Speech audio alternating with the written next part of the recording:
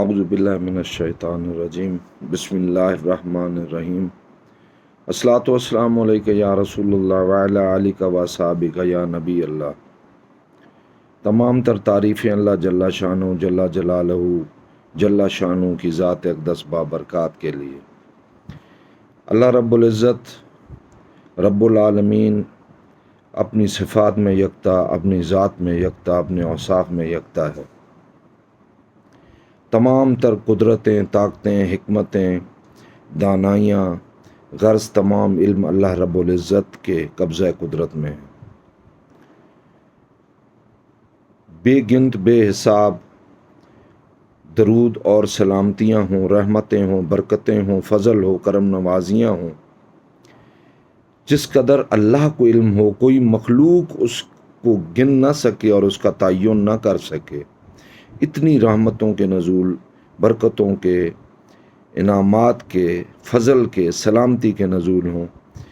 سید الانبیاء، امام الانبیاء، فخر تخلیقات، فخر موجودات،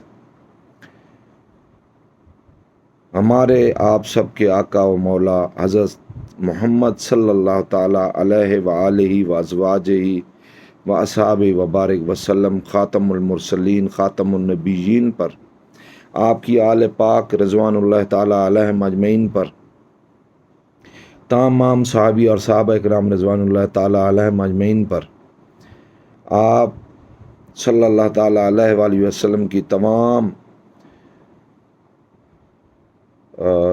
خاندان پر جو آپ پر ایمان لے آئے، ان پر، تمام اولیاء اکرام رحم اللہ پر اللہ تعالیٰ رحمتوں کے نزول فرمائے، تمام علماء پر، مفتیان پر، مولانا پر، علم حاصل کرنے والے طالب علموں پر، جو اللہ کی راہ میں نکلے ان پر اللہ تعالیٰ تمام پر اپنی رحمتوں کے خصوصی نزول فرمائے اور ان کا حامی و ناصر ہو۔ آج ایک بڑی اہم بات، لیکن بڑے مختصر انداز میں یہ ناچیز گناہگار سیاہ کار سا بندہ آپ سب کے حضور عرض کر رہا ہے۔ تنقید کا نشانہ بنانے سے پہلے باتوں پر توجہ کر لینا ضروری ہے، وہ شرط ہے۔ باقی مجھے کسی کی تنقید کا کوئی ڈر نہیں، نہ ہی کسی کے کسی اور بات کا مجھے ڈر ہے۔ ڈر اس ذات حق کا ہے جس کے قبضہ قدرت میں میری جان ہے، میری عزت ہے اور جان و مال ہے، سب کچھ اسی کے قبضہ قدرت میں ہے۔ حق بات کہنے سے نہیں ڈروں گا، لازمی کہوں گا۔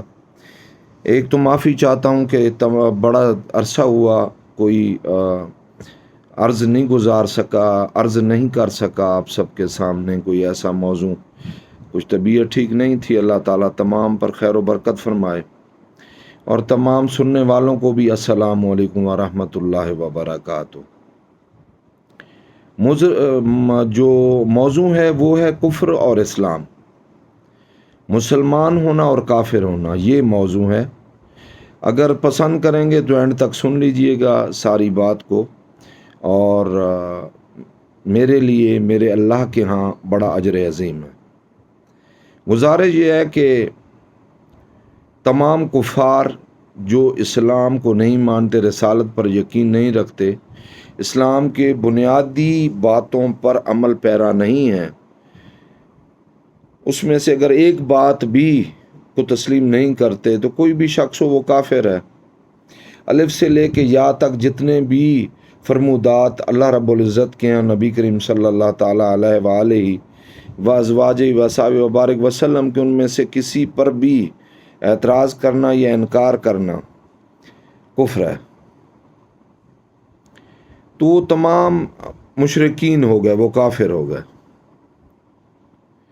قادیانی بلا شبہ کافر ہیں، ان کی حمایت کرنے والے بھی کافر ہیں، ان کو اپنا بھائی کہنے والے بھی کافر ہیں، ان کو اپنا دوست بنانے والے یا ان کی کسی قسم کی معاونت کرنے والے جس کی شریعت اجازت نہیں دیتی، وہ بھی ملزم ہیں، مجرم ہیں، اور علماء فتویٰ دے سکتے ہیں کہ وہ اسلام سے خارج ہیں یا نہیں ہیں۔ چونکہ میں نے درس نظامی نہیں کیا اور نہ ہی میں نے کوئی عالم دین کا کورس کیا ہے، لیکن ہر بندے کو حق ہے کہ جس قدر اللہ نے اس کو تعلیم دی اور علماء سے اس نے اس تک دین پہنچا، تو وہ اگر بات کرنا چاہے تو دین کے موضوع پر بات کرے اور محتاط ہو کر احتیاط کے ساتھ۔ آسیہ ملونہ کا قصہ پرانا بظاہر تاریخوں میں، مہینوں میں تو ہو گیا ہے، لیکن ہمارے سینوں پر اس کی ہوئی بکواسات یا اس کے دیے ہوئے زخم، جو اس کی دی ہوئی تکلیف، اسی طرح جو خاکے بنائے گئے وہ تکلیفات، اسی طرح جو بھی جس نے بھی اللہ جل شانہ کے حضور گستاخی کی یا نبی کریم صلی اللہ تعالیٰ علیہ وآلہ وازواجہ وصحبہ وبارک وسلم کی شان میں گستاخی کی، وہ ہمارے سینوں پر زخم ہرے ہیں، وہ کبھی نہیں بھر سکتے۔ ہماری کچھ مجبوریاں ہیں عوام کی کہ ہم اداروں کے محتاج ہیں، سلطنت کے، ریاست کے محتاج ہیں، قوانین کے محتاج ہیں، مختلف معاملات ہیں، ہر آدمی کی ایک اپنی سوچ ہے، اپنے نظریات ہیں۔ آسیہ مالونہ نے گستاخی کی، وہ ویسے بھی غیر مذہب تھی، پھر اس نے گستاخی کی، وہ بدبخت عورت کو اگر اللہ نے توبہ کی توفیق نہ دی تو انشاءاللہ تعالیٰ اگر اللہ نے چاہا تو وہ نار کا ایندھن بنے گی، جہنم میں جلے گی انشاءاللہ العزیز منافقین اور کفار کے ساتھ۔ اور اللہ نے کسی مسلمان کو موقع دیا تو انشاءاللہ العزیز حضور کی ناموس کا بدلہ ضرور لے کر رہے گا۔ ہمیں فخر ہے ایسے جوانوں پر، ہمیں فخر ہے ایسے علماء پر، ہمیں فخر ہے ایسے قائدین پر۔ اللہ تعالیٰ ان کی عمر میں، ان کے جذبے میں، ان کے ایمان میں بے حساب برکتیں فرمائے، اور ہر مسلمان کے ایمان میں بے حساب برکت فرمائے۔ اب جو خاص عرض کرنے لگا ہوں کہ یہ مختصر کر رہا ہوں کہ اسپیچ آپ کے لیے پریشانی کا باعث نہ بنے۔ مشرکین کافر ہو گئے، آج جس نے گستاخی کی نبی کریم صلی اللہ تعالیٰ علیہ وآلہ وسلم کی شان میں، وہ کافر ہو گئے۔ یہ 73 فرقے جو بن چکے ہیں، 74 ہو چکے ہیں، 75 ہو چکے ہیں، علماء بخوبی جانتے ہیں، 72 کا بہت زیادہ جو ہے ہم نے سنا ہے۔ تو اب اس سے جتنے بھی بڑھ گئے ہیں، چونکہ کوئی بھی جماعت ہے تو اس میں 3 4 ایک تو جماعت ایسی اس میں شاید 15-16 جو ہے وہ فرقے موجود ہیں، ان کی جماعتیں ان کے نظریات کے حوالے سے بنی ہوئی ہیں۔ بھائی سبھی کے سب کہتے ہیں ہم مسلمان ہیں، ہم مسلمان ہیں۔ اگر ہم مسلمان ہیں تو دوسرے مسلمان کو کافر کیوں کہتے ہیں؟ کس بندے نے ان کو یہ حق دیا ہے کہ وہ دوسرے مسلمان کو کافر کہیں اور جنگ و جدال کروائیں، فرقہ واریت، فرقہ پرستی پھیلائیں؟ آج تک ہزاروں نوجوانوں کی جو ہے وہ جانیں جا چکی ہیں اسی ایک نظریاتی اختلافات کو لے کر، اور اس قدر میں حیران ہوں کہ اس قدر اشتعال انگیزی پائی جاتی ہے۔ اگر آسیہ مالونہ کو تو تم نہیں مار سکے، تم کسی اور کرسچن وغیرہ کو نہیں مار سکے، اور جو گستاخیاں کر رہے ہیں ان کو تم نہیں مار سکے۔ میں حیران ہوں اپنے مسلمان کو، اگر تم نہیں سمجھتے اس کو مسلمان تو قتل کرنے کا کس نے تمہیں حق دیا ہے؟ جب تک وہ تمہارے سامنے کوئی گستاخی نہیں کرتا، کوئی رسالت کی گستاخی نہیں کرتا، نبی کریم صلی اللہ تعالیٰ علیہ وآلہ وسلم کی شان میں، اللہ کی شان میں، تم ان کا قتال کیوں کرتے ہو؟ نہایت افسوس ہے۔ کہیں بھی اگر اکٹھے ہوتے ہیں اوپر والی نشستوں پہ تو ایک دوسرے کے ہاتھ تھام لیتے ہیں۔ جرت میں نے چند آدمیوں میں دیکھی ہے، سیاست پر اکٹھے ہو جاتے ہیں، ایک دوسرے کے ہاتھ پکڑ کر اسٹیج پر اونچے کر رہے ہوتے ہیں۔ نہایت افسوس ہے۔ تو کس کو لڑا رہے ہیں؟ ہمیں لڑا رہے ہیں ایک دوسرے کے ساتھ۔ کئی جماعتوں کے میں یہ ثابت کر سکتا ہوں بچیاں دوسرے فقے کی جماعتوں، دوسرے فقے کے لوگوں کے گھروں میں ہیں، ان کی بچیاں اور فقے کی جماعتوں کے گھروں میں ہیں، ایک دوسرے سے تجارت کر رہے ہو، لین دین کر رہے ہو، ایک دوسرے سے کپڑا خرید رہے ہو۔ مثال کے طور پہ میں نام اس لیے نہیں لینا چاہتا کہ اللہ نے پسند نہیں فرمایا کہ جماعتوں میں ہم بڑھ جائیں، یوں سمجھ لیں الف تا یا تک جماعتیں ہیں، تو اس میں سے ہم کسی کو لے لیتے ہیں تو ہم تا کو لے لیتے ہیں کہ تا نے کہا بیٹی اپنی دے دی با کو، با کی دکان ہے، اس سے آ کے فے کپڑے خرید رہا ہے، فے کی کریانے کی دکان ہے یا کاف کی کریانے کی دکان ہے، اس سے گاف آ کے کپڑے خرید رہا ہے، کسی کا میڈیکل سٹور ہے، ہے کا میڈیکل سٹور ہے، اسے حمزہ آ کے کپڑے خرید رہا ہے، یا کپڑے خرید رہا ہے، دوائیں خرید رہا ہے، تو پھر کس بات پہ تمہاری ایک دوسرے سے جو ہے وہ جب مسجد کے ممبر پر بیٹھتے ہو جہاں بہت ذمہ داری کا کام ہے، تو وہ مولوی صاحبان بھول جاتے ہیں اس بات کو، جوش خداپت میں یا لوگوں میں اشتعال انگیزی پیدا کرتے ہوئے انہیں کہتے ہیں کہ یہ فلاں کافر ہیں، ان کا قتال کر دو۔ ہرگز انہیں اپنی مساجد میں ہو، مساجد کسی کی بھی نہیں ہے، مساجد تو اللہ کے گھر ہے، اس میں تو کافر پناہ لے لے تو اس کو مارنے کی اجازت نہیں ہے۔ اور تم کہتے ہو کہ کوئی بھی اللہ کا نام لیوا اور رسالت سے جو انکار نہیں کرتا، اللہ سے انکار نہیں کرتا، نظریات کا اختلاف ہے، اس کو نماز پڑھنے کی اجازت نہیں ہے، اس کی طرف گھورا جاتا ہے۔ اگر فے کا طرز انداز نماز کا مختلف ہے اور وہ کاف کی مسجد میں چلا گیا تو کاف والے اس کو گھور رہے ہیں سلام پھیر کر کہ یہ کس طرح پڑھ رہا ہے۔ اللہ سے ڈرو، اللہ سے ڈرو، اس بات کا حساب دینا ہوگا، تمام علم والوں کو بالخصوص جو علماء ہیں ان کو حساب دینا ہوگا۔ میں حیران ہوں، اسلام نے تو محبت سکھائی ہے، اسلام نے تو ایک دوسرے کا احساس سکھایا ہے، اسلام نے تو ہمیں عزت بخشی ہے۔ اس سے پہلے ہم کب عزت والے تھے؟ ہمارے پاس تو عزت نام کی چیز ہی نہیں تھی۔ نبی کریم صلی اللہ تعالیٰ علیہ وآلہ وازواجہ وصحبہ وبارک وسلم کے دور سے تھوڑا سا پیچھے، جب آپ بظاہر تشریف فرما تھے، تھوڑا سا پیچھے چلے جائیں تو کس قدر جہالت تھی ہم میں، ہم کیا کرتے تھے، ہمارے اعمال کیا تھے، ہم کس طرح بیت اللہ کا طواف کیا کرتے تھے۔ اچھا، پھر اسی نبی پہ، اسی آقا کریم صلی اللہ تعالیٰ علیہ وآلہ وسلم پر ایسے بدبخت بھی ہیں جو مسلمان بھی خود کو کہتے ہیں اور تان بھی کرتے ہیں، جس نے ہمیں بتایا کہ اللہ ہے، کس نے آنکھوں سے دیکھا ہے؟ یہ تو غیب کی بات تھی۔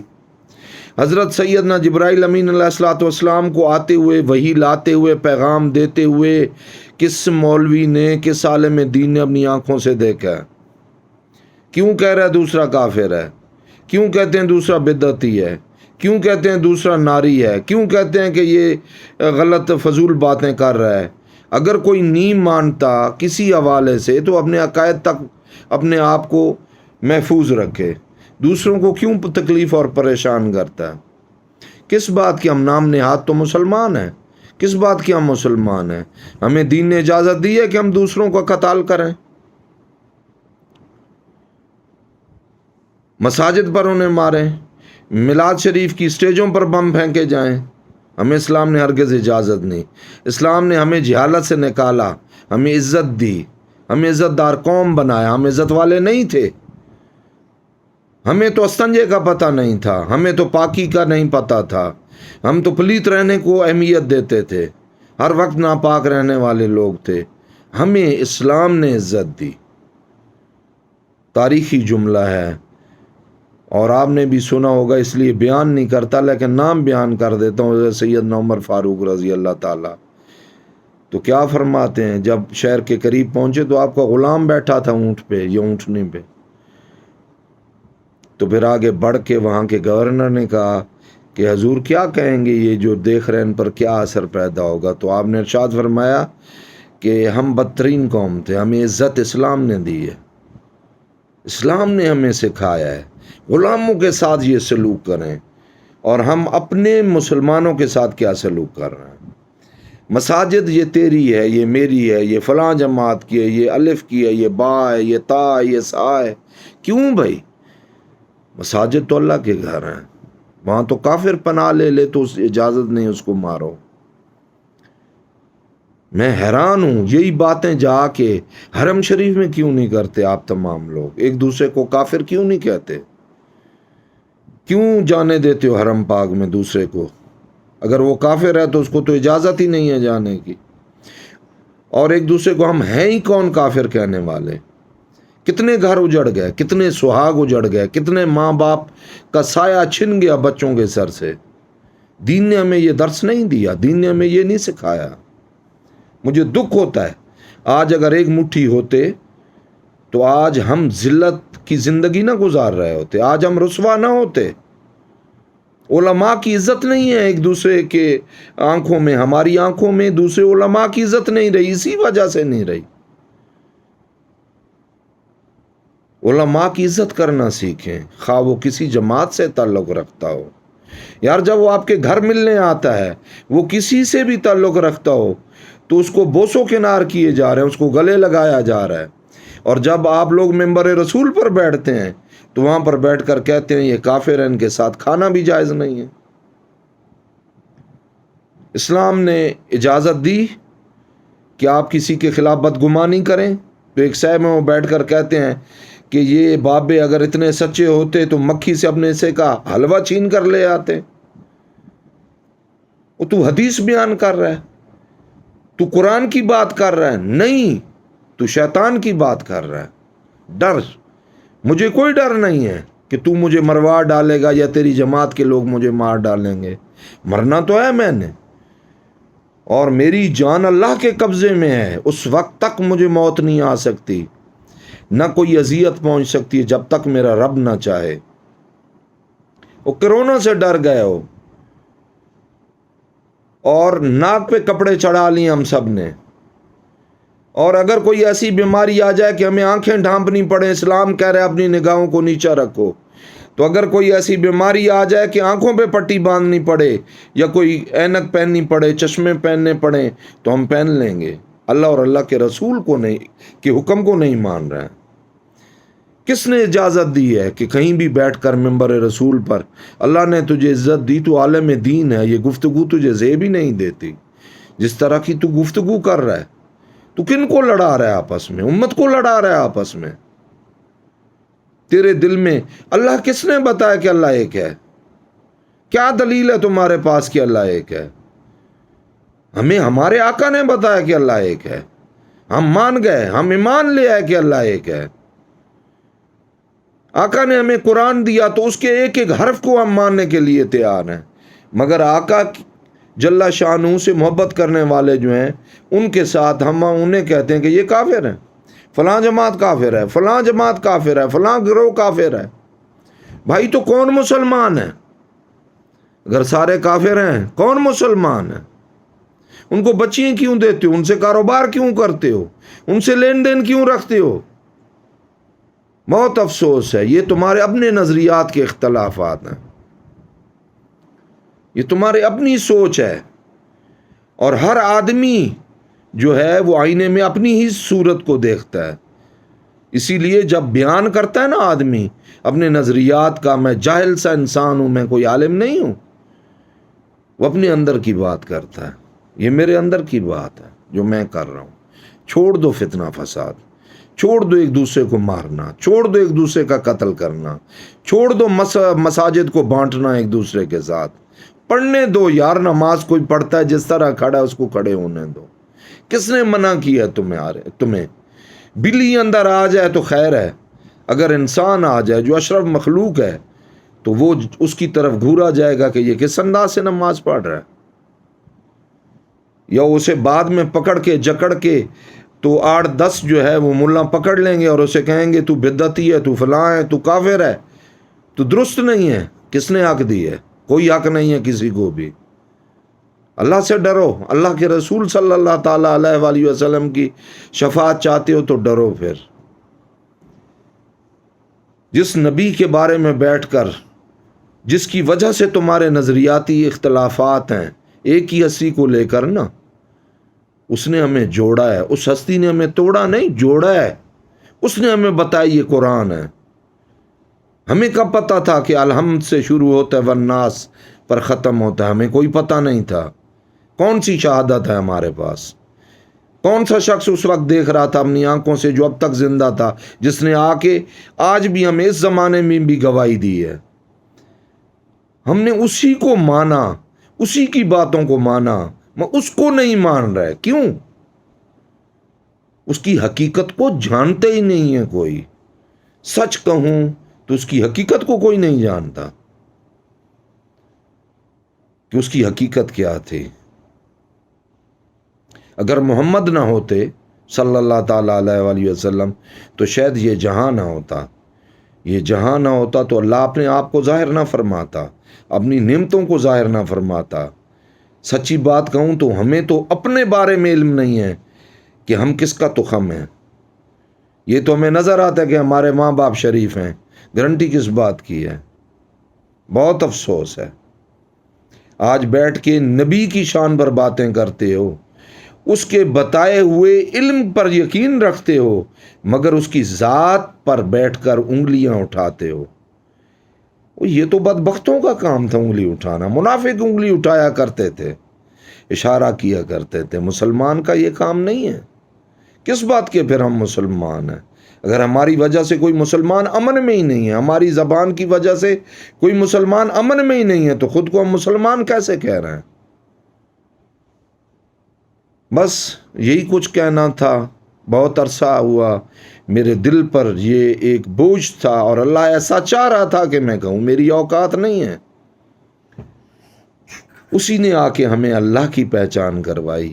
کون تھا وہ؟ محمد الرسول اللہ، وہ میٹھی سی ذات، وہ پیاری سی ذات۔ اللہ مہربان نے ہمارے لیے مہربان بھیج دیا، ایسا مہربان بھیج دیا جس کو اللہ جو ہے وہ لقب دے رہا ہے، حریصن۔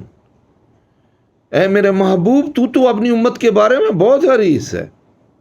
حریص سے مراد وہ نہیں ہے جو ہم جیسے کتوں کے لیے استعمال ہوتا، نہ، وہ حریص ہے احساس کرنے والا، غم کرنے والا، اپنی امت کا، اپنی امت کی فکر کرنے والا، اپنی امت کے لیے رونے والا۔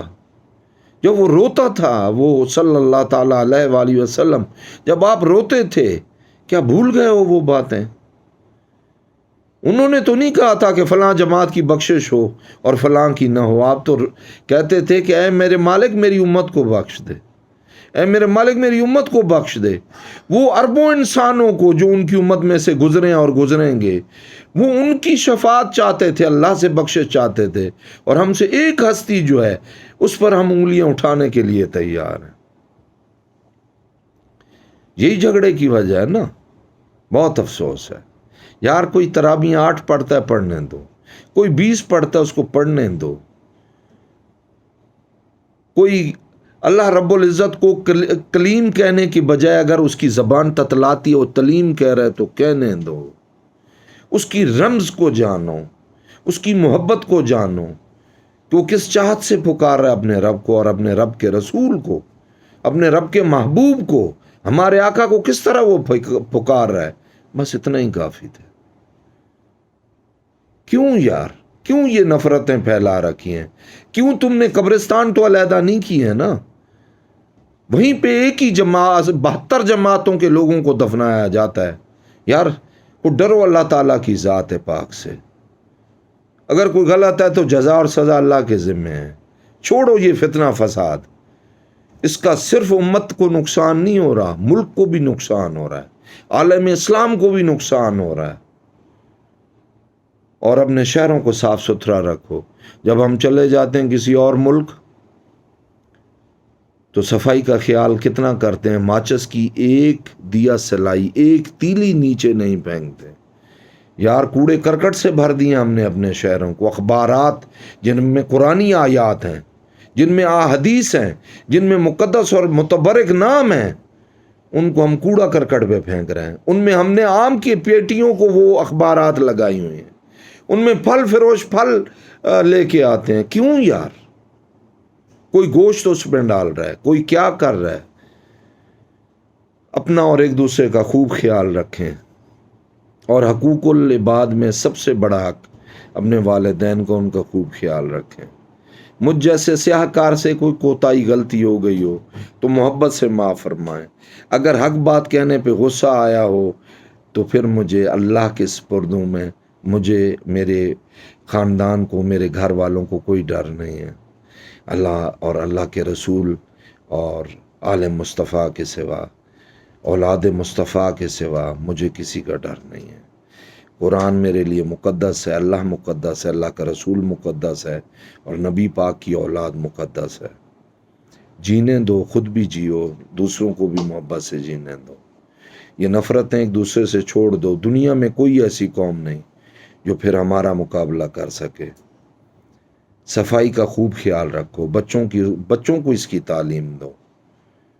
اللہ تعالیٰ آپ کو اور مجھے سچ کہنے، سچ سننے اور اس سے سچ پر پرکھنے کی توفیق عطا فرمائے، اور ایک دوسرے کا قتال کرنے کی، ایک دوسرے کو تکلیف اور اذیت دینے کی اللہ تعالیٰ ہمیں توفیق نہ دے، ہم ایک دوسرے کی بھلائی کریں۔ اجازت چاہوں گا ڈھیروں دعاؤں کے ساتھ کہ جس امت کے لیے میرے آقا صلی اللہ تعالیٰ علیہ وآلہ وسلم شب و روز روتے رہے، وہ ایک مٹھی بن جائیں، تاکہ میرے آقا صلی اللہ تعالیٰ علیہ وآلہ وسلم کو خوشی ہو، میرے اللہ کو خوشی ہو، اور اسی میں ہماری کامیابی ہے۔ ہم تنہا کوئی بھی کچھ بھی نہیں ہے، اکٹھے ہو جائیں گے بہت کچھ ہیں اللہ کی رحمت سے۔ آخر دعوانا الحمدللہ رب العالمین۔ اور نبی پاک صلی اللہ تعالیٰ علیہ وآلہ وسلم ہی خاتم النبیین ہے، یہ ہمارا ایمان ہے۔ اللہ حافظ۔